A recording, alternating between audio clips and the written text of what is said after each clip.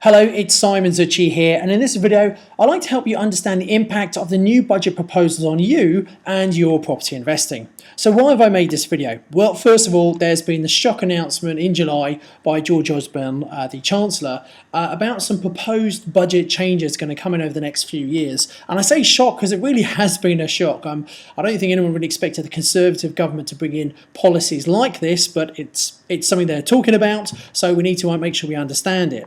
Now, the proposed changes, they will affect property investors, obviously in different ways. And there's lots of confusion about this, lots of media hype about this. So what I wanted to do was help you understand the implications and also provide some direction on what you can actually do about it. So before we start, I think it's really important to say, look, we've got to accept that the only certainty is change. You know, as professional investors, we need to be able to adapt. Things are always going to change, and it's the unprofessional people, it's the uneducated people who get stuck and get caught out. If we're constantly educating ourselves and moving forward, keeping up to date, we can adapt and make sure we're making the most of every opportunity out there. I also want to help you understand the implications for you, and it will vary depending on your personal tax situation. Now, very often governments suggest policies they want to bring in, and they don't actually get enforced because people lobby against them, they change their minds. Whitehall suggests actually it's harder to implement than they thought they could do it. So don't think that this is definitely going to happen. It probably will happen, but there's something we can do about it. And I'm going to suggest at the end of this video some action that you can actually take that might stop this particular change coming in. And finally, I need to say this video is for educational purposes only and should not be considered as financial advice. I cannot give you any financial advice. I never tried to give financial advice. It's just for education to make you aware of what's going on. So what are some of the proposed changes? Well, first of all, there's an increase to what's called the rent room allowance. Now, this is if you own your own home and you rent out rooms in that house, you could get £7,500 of rental income completely tax-free. Now, the current allowance is £4,250. So they are making a really big increase on this. And I think this is probably an indication the government recognise that there is a shortage of accommodation. So by encouraging people to rent out rooms in their homes, by increasing the tax allowance, I think they're recognising that, which is kind of strange because I think some of the other things they're introducing could actually have an adverse effect on the supply of accommodation. So the next important thing, which is a bit of a shame really, because this is a great tax benefit for us investors, I've been using this for many, many years, is the removal of the wear and tear allowance in 2016. So in 2016 this comes in. Now what this means is, at the moment, many landlords, they can offset 10% of their rental income against wear and tear. So whenever you replace a settee or a fridge, rather than claiming that expense in that year, instead you get a 10% allowance against your rental income. If you've got significant rental income, this can be a very nice tax benefit, which unfortunately is being taken away next year in 2016. So the implication here for you, just a little bit of planning I want you to think about. If you are currently on wear and tear allowance and you've got things you might want to replace, if you can hold out, if you've got a settee that's a bit grubby and you think, well, I can't really get it cleaned, I'm going to replace it. If you can wait till next tax year, 2016, you'll still get your wear and tear allowance this year, but the cost of replacing that settee will be next year when you actually replace it. So there's some clever things you can do here to maximise that if you're already using wear and tear allowance. Something that's going to affect many people who rent to LHA tenants is there's going to be a capping of LHA rates for 4 years. Now, many landlords don't like renting to LHA tenants. I've got a number of LHA tenants on single lets in some of my properties, and I've got no problem with them at all. You know, they can be very good tenants. Some LHA tenants are not such good tenants. I probably wouldn't want to have them in HMOs personally, but some people do. But it's important to understand the rates are not going to go up for the next 4 years, and that might affect the number of people who want to rent out to LHA tenants. The next thing, and this is important for those people who have properties within a business or business owners, this is a good thing, corporation tax is being lowered to 18%. Now currently it's 20%, it's going to go down to I think 19% in 2007, and a lot of these changes are going to be in place in full by 2020. So by 2020, corporation tax is going to be down to 18%. Now, corporation taxes are really quite competitive compared to other worldwide economies at 20%. So this is actually good for businesses. And The disadvantage that's linked to companies is there's going to be an increased tax on dividends. Now, many people who own a business, they will take a very small salary from the business and the rest of the profits they take as dividends because it's a lower tax rate. However, there's going to be an increase on the tax on dividends, so that might counteract some of the benefits of owning properties in the future. But the really big change, the one I want to spend a bit of time talking about, is this. It's the change to income tax relief on interest. So when we have a property and we rent it out, we can offset the interest only, not the repayment, just the interest. We can offset that against our income to reduce our profit, which means we pay less tax. That is being changed. That's the most significant thing, I believe, that I want to share with you on this particular video. So what are the effects of the income tax changes? Well, remember, these changes are not going to come in until 2017, so don't panic just yet. It's important to be aware of them. And if you are a higher rate taxpayer, you will be paying more tax. Pretty simple, you're going to be paying more tax. If you are a lower rate taxpayer, it probably will not affect you unless your income pushes you into the higher rate tax band. Now, what's the effect of this? Well, because of all the media hype, I believe this may put off some people becoming investors. Amateurs who are thinking about investing might be really put off because the media is blowing this whole thing up. And quite rightly, it is a bit of a shock thing the Conservatives have done. And hey, look, I voted Conservative, and I wonder if many people may not have voted Conservative if these changes had been announced before they got in. So, not very happy about that. Anyway, I think also some landlords who've had property for a long time might think, who might be thinking about retiring, might think, you know what, I don't want to pay this extra tax, I'm just going to sell the properties and get out of here. So I think there might be some landlords selling properties. Again, those of us who are looking to pick more properties up, this might mean that HMOs in Article 4 areas become available and people might sell them at a good price. So there's an opportunity in every threat that we face. If you're educated and you look for the positive, there's always something we can glean from this. What the net effect is, you've got less amateurs coming into the market, maybe some landlords selling up. There may be less supply of accommodation. And what that means is rents are probably going to go up as a result of this. Okay, so I think there's some good news in this, but there's something we need to be aware of, and we need to take certain actions to minimize the amount of tax we pay. So how does it currently work? So currently, tax is due on net profits, net rental profits. I'm not talking about other taxes here. I'm just talking about income tax. Okay, there are other taxes involved related to property investors, purely income tax. So if the rental income on property was £750, just one property, £750 per month, and the costs were, say, £250, that's the management, the maintenance, repairs, etc. And then the mortgage was, say, £300. What we do to work out the net profit is take the rental income less all the costs. So 750 less 250 for all the other costs takes down to 500, less the mortgage interest takes down to £200 net profit. And currently you are taxed on the net profit you make. Now, by the way, if you make a loss, that loss can be offset against future years. But let's assume you've got a portfolio making money and this particular property is making money, you'd pay tax on it. Now, you're taxed at your marginal rate, whatever that might be. So if you're a lower taxpayer, 20% is the standard rate.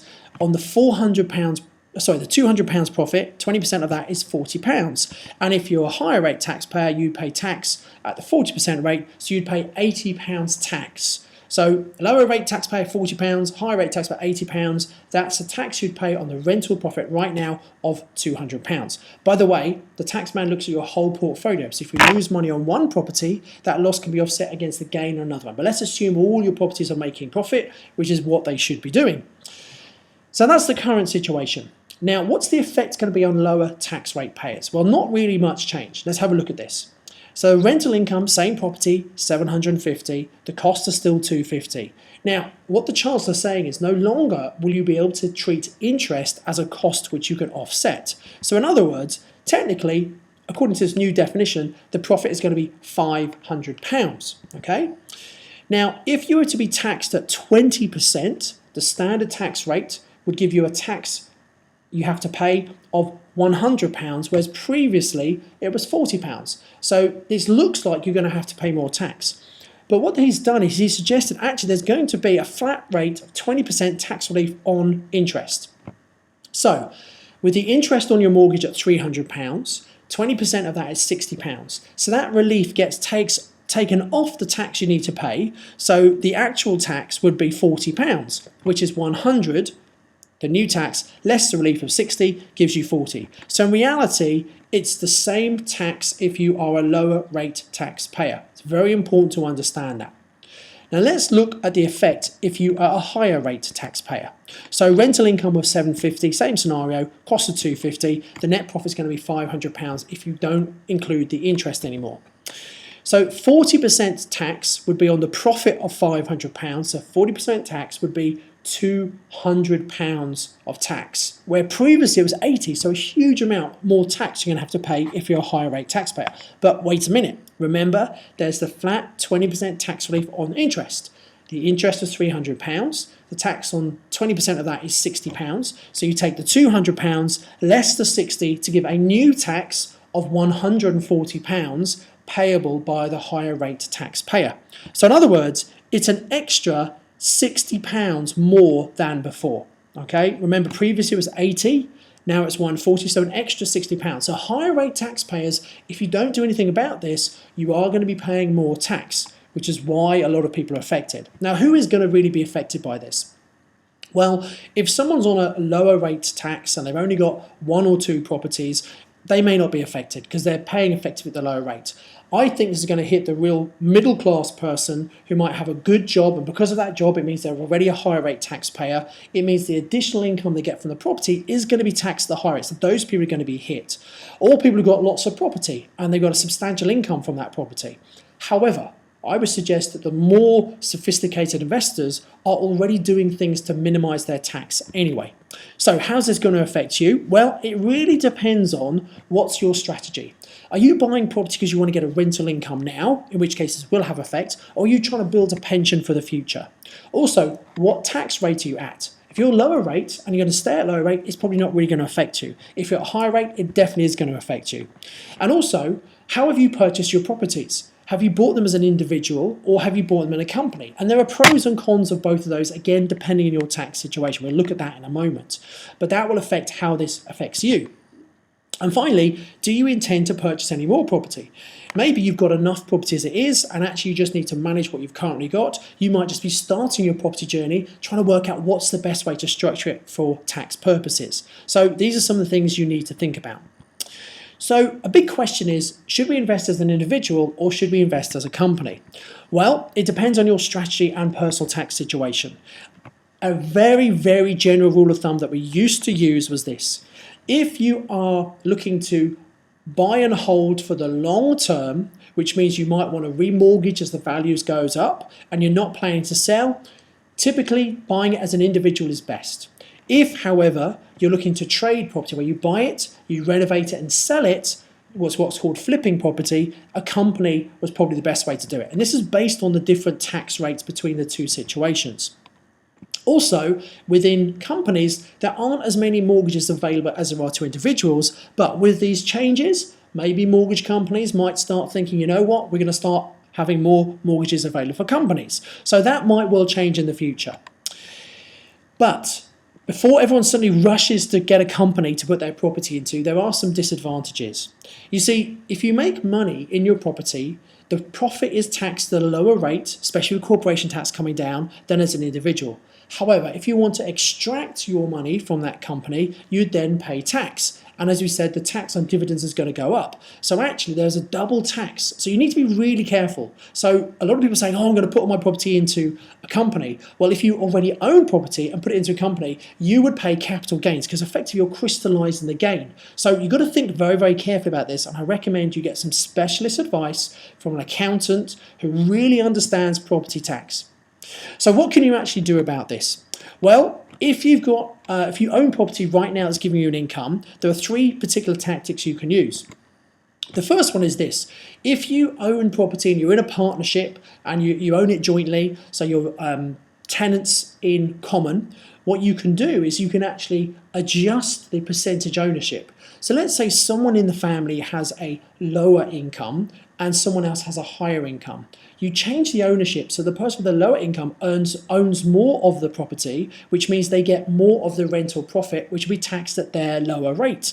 And the person who is the higher tax rater owns less of the property, so they get less income, which is taxed at the higher rate. Okay, that's the first thing you can do. Or you could set up a management company to collect all of your rents. So if the rental income is coming direct to you at the moment, put a management company in place that can take some of the profit. That will get taxed at the lower rate. But remember, to get the money out of that company, you might pay a tax charge. Well, you will pay a tax charge. So just be aware of that. Interestingly, if you're doing a rent-to-rent strategy, this doesn't really affect you because you're not paying mortgage interest. You're paying a fee to the owner of the property. It will affect the owner of the property, but it won't really affect you. The other thing you can do is you can offset repairs and maintenance costs against income. So let's say you buy a property that needs some doing up, as most properties do, and you want to put a new kitchen in. If you're replacing the kitchen for the existing one, you're not adding to the property, you're just replacing what was already there, repairing it.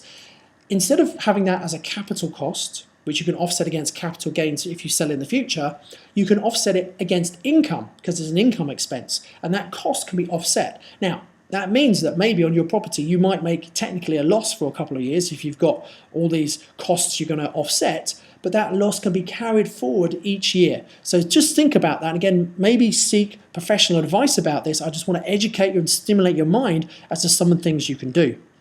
If you want to build a pension for the future and you don't really need the income right now, you might invest in a slightly different way. Maybe you might buy in a company.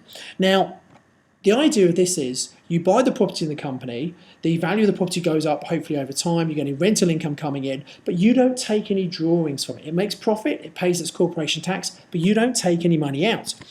You let the profits build up over time, and then you only draw on the income when this is your sole income. So you might have a job at the moment or a business that's giving you a good income that makes you a higher taxpayer. If you don't need the cash right now, you could have this business building the profit, reinvesting some of the profit, getting more and more property, such that when you retire, when you want to quit your job, when you want to sell your business, then this can then become your main source of income.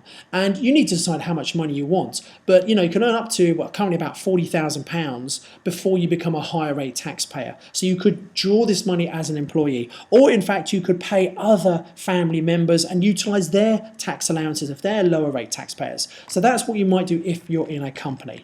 So what's the action you need to take now? Well, very simply, don't panic. These are proposed changes. Some of them may not actually come in. It's really important you understand what they are and how they can affect you. Make sure you understand specifically your given circumstance and get some professional advice to make sure you don't do one thing that you think is going to save you money, find it's going to cost you in another way. Now, there's a petition. There's a petition out there, and I'd encourage you to go and sign the petition. If you go to my Facebook page, it's Successful Property Investing with Simon Zucci. You'll see the petition on there. You'll see a link. You can click through. You can sign up to it. It's a government-run thing. If they get 10,000, I think it's like almost 9,000 when I signed up.